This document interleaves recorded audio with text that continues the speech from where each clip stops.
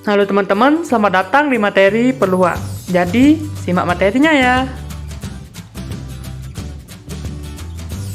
Untuk menentukan sebuah peluang, tentunya kita harus melakukan sebuah percobaan terlebih dahulu. Dari percobaan ini, kita akan mendapatkan hasil yang mungkin yang disebut dengan ruang sampel. Ruang sampel ini biasanya dinotasikan dengan huruf S besar. Ruang sampel memiliki himpunan bagian yang disebut dengan peristiwa. Nah, peluang ini adalah ukuran tentang kemungkinan terjadinya dari sebuah peristiwa. Contohnya yaitu, pada satu kali pelemparan sebuah dadu, berapakah peluang terambilnya bilangan prima? Pertama-tama, kita harus mencari ruang sampelnya terlebih dahulu. Ruang sampel dari dadu adalah 1, 2, 3, 4, 5, dan 6, sehingga kardinal dari ruang sampel adalah 6. Setelah itu, kita mencari peristiwa yang mungkin terjadi, yang pada kondisi ini terambilnya bilangan prima. Kita simbolkan dengan huruf A, yaitu ada 2, 3, dan juga 5, sehingga kardinal dari A adalah 3. Maka, peluang terambilnya bilangan prima dapat kita lakukan dengan membagi kardinal dari A dengan kardinal dari S, yaitu 3 dibagi dengan 6, sehingga kita dapat memperoleh hasil 1/2. Jadi, peluang dari terambilnya bilangan prima pada pelemparan sebuah dadu adalah 1/2. Selanjutnya, kita akan membahas mengenai nilai peluang.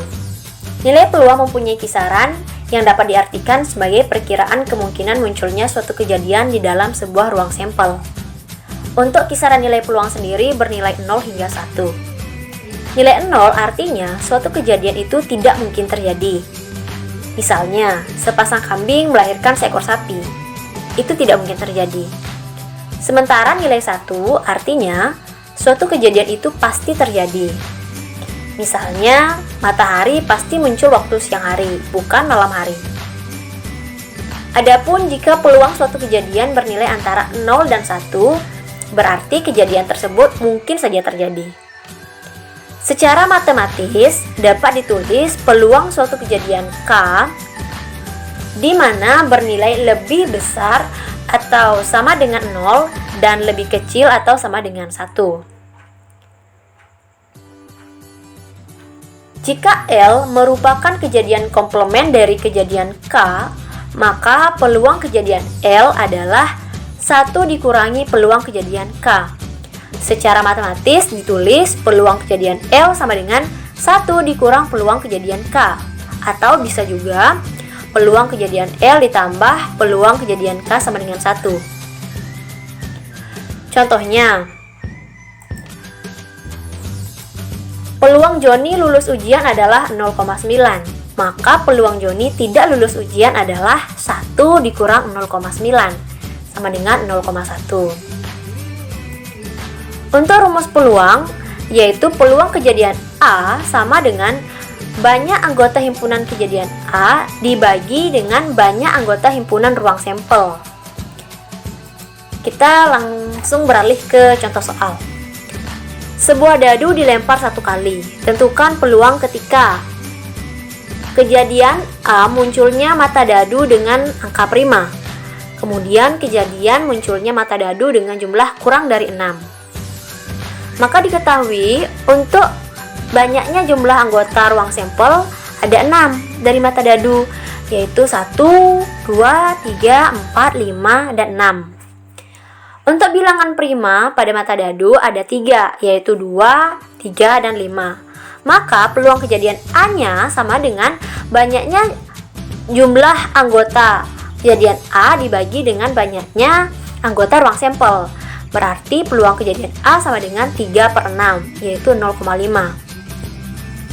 Sementara peristiwa muncul mata dadu kurang dari 6, yaitu angka yang mungkin muncul ada 5.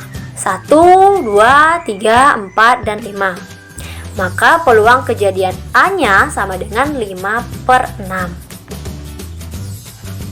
Peluang bersyarat adalah peluang atau kemungkinan terjadinya kejadian A bila diketahui bahwa suatu kejadian B telah terjadi. Di sini saya memiliki contoh peluang bersyarat suatu uang logam. Seperti yang kita tahu, uang logam itu memiliki dua sisi. Yang pertama itu sisi depan saya lambangkan sebagai H dan sisi belakang saya lambangkan sebagai T. Jika uang logam tersebut dilempar 3 kali, berapakah peluang munculnya T dalam jumlah ganjil? Dalam peristiwa E, jika diketahui bahwa lemparan pertama menghasilkan T peristiwa F. Jika lemparan pertama menghasilkan T, maka deretan yang mungkin muncul adalah TTT, TTH, THT, dan THH. Dua di antara 4 kasus memiliki T ganjil, maka peluang E dengan syarat bahwa F muncul adalah 0,5. Nah, kita menyebut hal yang demikian ini sebagai peluang bersyarat. Apakah peluang peristiwa E dalam jumlah T ganjil bergantung pada munculnya peristiwa F dalam lemparan pertama T? Dengan kata lain, apakah berlaku peluang peristiwa E dengan syarat peristiwa F tidak sama dengan peluang peristiwa E? Nah, sesungguhnya kita dapatkan peluang peristiwa E dengan syarat peristiwa F sama dengan 0,5 dan peluang peristiwa E sama dengan 0,5. Peristiwa E dan F disebut saling bebas jika dan hanya jika peluang peristiwa E irisan peristiwa F sama dengan peluang peristiwa E dikali peristiwa F. Jelas bahwa definisi ini bersifat setangkup atau simetrikal untuk peristiwa E dan peristiwa F. Jika peluang peristiwa E irisan F sama dengan peluang peristiwa E dikali peluang peristiwa F, maka peluang peristiwa F dengan syarat peristiwa E sama dengan peluang peristiwa F juga berlaku. Andaikan E adalah peristiwa bahwa bit string yang dibandingkan dengan panjang 4 akan berawal dengan bit 1, sedangkan F adalah peristiwa bahwa bit string yang dibangkitkan mengandung bit 0 dengan jumlah genap termasuk 0 ya. Apakah E dan F saling bebas? Jawabannya ya. Seperti pada contoh terdahulu bahwa peluang peristiwa E sama dengan peluang peristiwa F sama dengan 0,5. Peristiwa E dan peristiwa F sama dengan 111, 1001, 1010, 1100. Nah, peluang peristiwa E irisan peristiwa F sama dengan 0,25. Peluang peristiwa E irisan peristiwa F sama dengan peristiwa peluang peristiwa E dikali peluang peristiwa F. Nah, kesimpulan yang dapat kita ambil adalah peristiwa E dan peristiwa F adalah peristiwa-peristiwa yang saling bebas atau independent events. Terima kasih.